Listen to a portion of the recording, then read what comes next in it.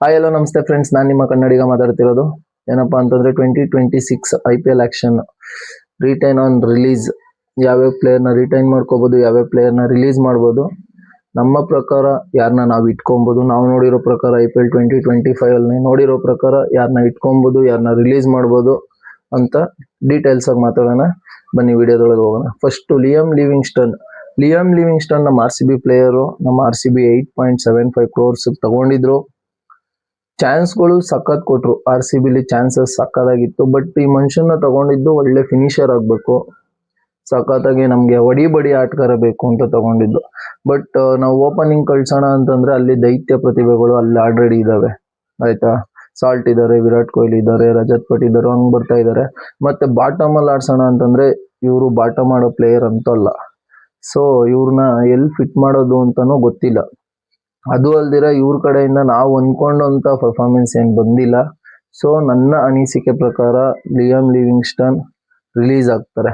Next ಅಂತ ಬಂತು ಅಂತಂದ್ರೆ ರಸಿಕ್ ಸಲಾಮ್ನ ನಾವು ಯಂಗೆಸ್ಟ್ ಪ್ಲೇಯರು, ಫಾಸ್ಟೆಸ್ಟ್ ಬಾಲರ್ ಅಂತ ನಾವು 6 ಕೋಟಿ ಗಂಟೆ ಬಿಟ್ ಮಾಡಿ ತಗೊಂಡಿದ್ದು. 6 ಕೋಟಿ ಕೊಟ್ಟು ಅವರು ನಮ್ಗೆ ಆಡಿರೋದು ಒಂದ್ 2-3 ಮ್ಯಾಚ್ ಆಡಿರ್ಬೇಕು. ಸೊ ಟೆಕ್ನಿಕ್ ಇಲ್ಲ. ಸೊ ಅವ್ರನ್ನ RCB ಮ್ಯಾನೇಜ್ಮೆಂಟ್ ಏನ್ ಮಾಡುತ್ತೆ ಅಂದ್ರೆ ಮೇ ಬಿ ರಿಲೀಸ್ ಮಾಡಬಹುದು.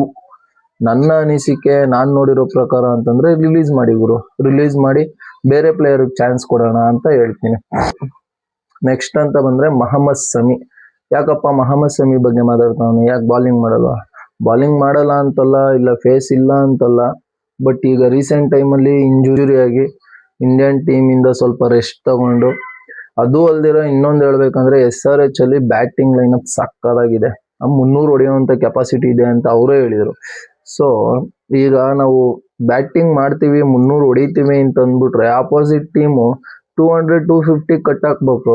ಇವ್ರು ಹಂಗಲ್ಲ, 280 ಟಾರ್ಗೆಟ್ ಇದೆ ಅಂದ್ರೆ 270 ಗಂಟೆ ಹೊಡ್ಸ್ಕೊಂಡ್ಬಿಡ್ತಾರೆ. ಸೊ ಬಾಲಿಂಗ್ ಲೈನಪ್ ನ ಇವ್ರು ಒಂದ್ ಸ್ವಲ್ಪ ಸಖತ್ ಭದ್ರಕೋಟೆ ತರ ಇಟ್ಕೋಬೇಕು. ಬಾಲಿಂಗ್ ಲೈನಪ್ ಇದ್ರೆ ಚೆನ್ನಾಗಿರುತ್ತೆ ಅನ್ಕೊಂಡು ನನ್ನ ಅನಿಸಿಕೆ ಪ್ರಕಾರ ಬೇರೆ ಯಾರಿಗಾನ ಚಾನ್ಸ್ ಕೊಡ್ತಾರೆ ಅಂತ ಅನ್ಕೊಂಡು ರಿಲೀಸ್ ಮಾಡ್ಬೋದು. ನಾನಾದ್ರೆ ರಿಲೀಸ್ ಮಾಡ್ತೀನಿ ಮೊಹಮ್ಮದ್ ಶಮಿನ. ನೆಕ್ಸ್ಟ್ ದೈತ್ಯ ಪ್ರತಿಭೆ ಆಂಡ್ರೂ ರಸೆಲ್ದು ಅಂತ ಬಂದ್ರೆ ಇವರು ಇತ್ತೀಚೆಗೆ ಬೇರೆ ಕಡೆ ಲೀಗ್ಗಳು ಆಡ್ತಾ ಇದಾರೆ. ಈಗ ಹಂಗ್ ಲೆಕ್ಕ ಹಾಕೊಂತು ಅಂದ್ರೆ KKRಗೆ ತುಂಬಾ ಮಾಡಿದ್ದಾರೆ. KKRಗೆ ಸಖತ್ತು ವಿನ್ನಿಂಗ್ ಮ್ಯಾಚ್ಗಳು ಹೊಡ್ಕೊಟ್ಟಿದ್ದಾರೆ, ಒಳ್ಳೆ ಮ್ಯಾಚ್ ಆಡಿದ್ದಾರೆ. ಬಟ್ ಇವಾಗ ಈ ಕ್ಷಣಕ್ಕೆ ಆಂಡ್ರೂ ರಸೆಲ್ನ ಬಿಡ್ತಾರ ಅಂತಂದ್ರೆ ಸೀನಿಯರು ನನ್ನ ಪ್ರಕಾರ ಬಿಡಲ್ಲ. ನಾನಾದ್ರೂ ನನ್ನ ಪ್ರಕಾರ ಅಂತ ತಗೊಂಡ್ರೆ ನಾನು ರಿಟೈನ್ ಮಾಡ್ತೀನಿ ಆಂಡ್ರೂ ರಸೆಲ್ನ. ನೆಕ್ಸ್ಟ್ ಟಿ ನಟರಾಜನ್ ಇವ್ರನ್ನ 10 ಕೋಟಿ ಕೊಟ್ಟು ಏನಕ್ಕೆ ತಗೊಂಡ್ರು ಅಂತಾನೆ ನನಗೆ ಗೊತ್ತು. ಏನಕ್ಕಪ್ಪ 10 ಕೋಟಿ ಕೊಟ್ರಿ ಡೆಲ್ಲಿ? 10 ಕೋಟಿ ಕೊಟ್ರಿ ಓಕೆ. ಹ್ಯಾರ್ಕರ್ ಅಲ್ಲಿ 6 ಬಾಲ್ ನೀನ್ ಹ್ಯಾರ್ಕರ್ ಎಸ್ಯಪ್ಪ ಅಂದ್ರೆ ಪಕ್ಕ ಎಸಿತ ನೋಡು. ಅವನ್ನ ಇಟ್ಕೊಂಡು ಬೆಂಚ್ ಕಾಯ್ಸಕ್ಕೆ ಪರ್ಸಿಂದ ದುಡ್ಡೇನಕ್ಕೆ ವೇಸ್ಟ್ ಮಾಡಿದ್ರಿ ಅಂತ ನಾನ್ ಕೇಳ್ತೀನಿ. ಒಂದೇ ಮಾತು ಅಂತಂದ್ರೆ ವೆಂಕಟೇಶ್ ಅಯ್ಯರ್ ಬಿಗ್ಗೆಸ್ಟ್ ಮ್ಯಾನ್. KKRಗೆ ತಲೆ ಕೆಟ್ಟು ಇಲ್ಲ RCB ಅವರು ತಲೆ ಕೆಡ್ಸಿ ವೆಂಕಟೇಶ್ ಅಯ್ಯರ್ಗೆ ಅಷ್ಟು ದುಡ್ಡು ಕೊಡಂಗ್ ಮಾಡಿದ್ರು. 23 crore ಪ್ಲಸ್ ಏನೋ ಅಮೌಂಟ್ ಕೊಟ್ಟಿದ್ದು ವೆಂಕಟೇಶ್ ಅಯ್ಯರ್ಗೆ. ಬಟ್ ಆ 23 crore ಮನುಷ್ಯ ಹಾಡದ್ನ ಅಂತಂದ್ರೆ ನಮ್ಮ ಅಪ್ರಾಣೆ ಆಡ್ಲಿಲ್ಲ ಕಣ್ರಿ.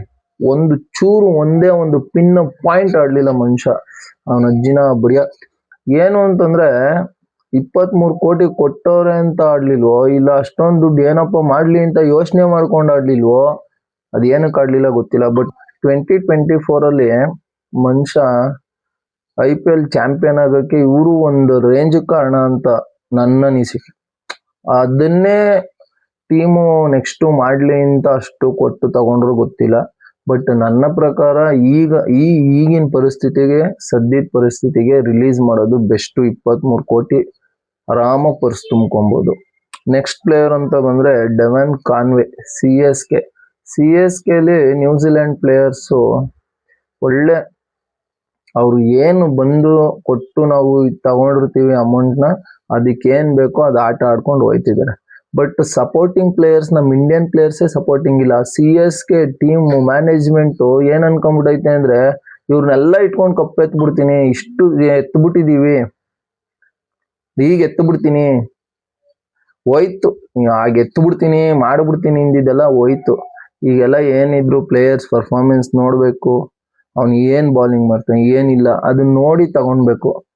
ಡೆವಾನ್ ಕಾನ್ವೆ ಅಂತ ನನ್ನ ಪ್ರಕಾರ ಬಂದ್ರೆ ಒಳ್ಳೆ ಪ್ಲೇಯರು, ಆಡೇ ಆಡ್ತಾರೆ, ಚೆನ್ನಾಗ್ ಆಡ್ತಾರೆ, ನ್ಯೂಜಿಲೆಂಡ್ ಪ್ಲೇಯರ್ಸು. ಸೊ ನನ್ನ ಪ್ರಕಾರ ರಿಟೈನ್ ಮಾಡ್ತೀನಿ ನಾನು. Akash Deep first of all Akash Deep T20 bowler ಅಲ್ಲ. ಅವ್ರೇನಿದ್ರು ODI ಟೆಸ್ಟಿಗೆ ಸೀಮಿತ. T20 ಬೌಲರ್ ಅಂತೂ ಅಲ್ವೇ ಅಲ್ಲ. T20ಗೆ ಏನಕ್ಕಪ್ಪ ಇಟ್ಕೊಬಹುದಾ ಅಂತಂದ್ರೆ ಇಟ್ಕೋಗ್ರು.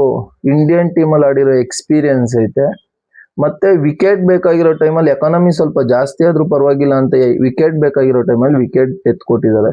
ಸೊ ನನ್ನ ಪ್ರಕಾರ ಅಂತ ಕೇಳಿದ್ರೆ ನಾನು ರಿಟೈನ್ ಮಾಡ್ಕೊಂತೀನಿ. XRCBN ಫಾಫ್ ಡು ಪ್ಲಸ್ಸಿ ಪಾಪ್ ಬಂತು ಅಂದ್ರೆ ಅವ್ರು ಕೊಟ್ಟಿರೋದು 2 ಕೋಟಿಗೆ ಏನ್ ಬೇಕೋ ಆಟ ಆಡ್ತಿದ್ದಾರೆ, ಫಿಟ್ ಆಗಿದ್ದಾರೆ, ಆಡ್ತಾರೆ, ಚೆನ್ನಾಗ್ ಆಡ್ತಾರೆ ಅಂತ ನನ್ನ ಅನಿಸಿಕೆ. ಅವ್ರನ್ನ ಇಟ್ಕೊಳ್ಳಿ ಅಂತ ಹೇಳಬಹುದು, ಇಟ್ಕೊಂತೀನಿ. ನನ್ನ ಪ್ರಕಾರ ಫ್ಯಾಪ್ನ ರಿಟೈನ್ ಮಾಡ್ತೀನಿ.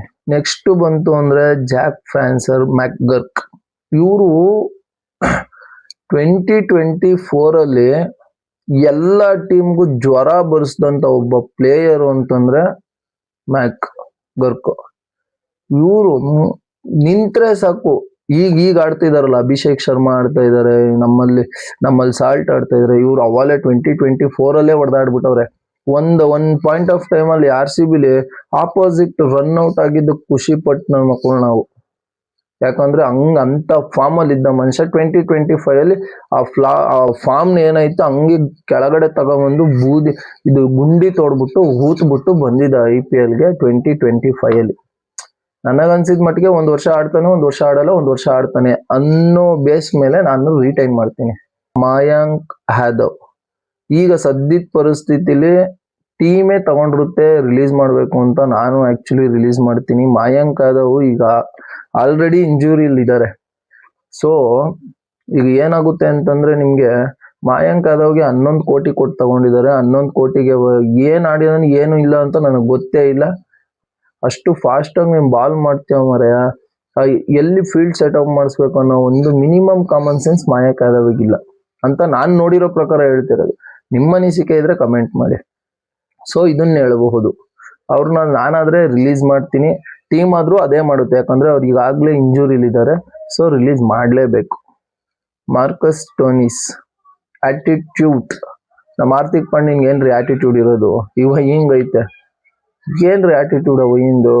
ನೀನ್ ಆಟಿಟ್ಯೂಡ್ ಮಾಡ್ಕೊಂಬ, ಆ ಲೆವೆಲ್ಗೆ ಹೊಡಿತಾ ಇದ್ಯಾ, ಆ ಲೆವೆಲ್ಗೆ ಆಡ್ತಾ ಇದ್ಯಾ, ಎಲ್ಲ ಆಡ್ತೀಯ ಗುರು ನೀನು?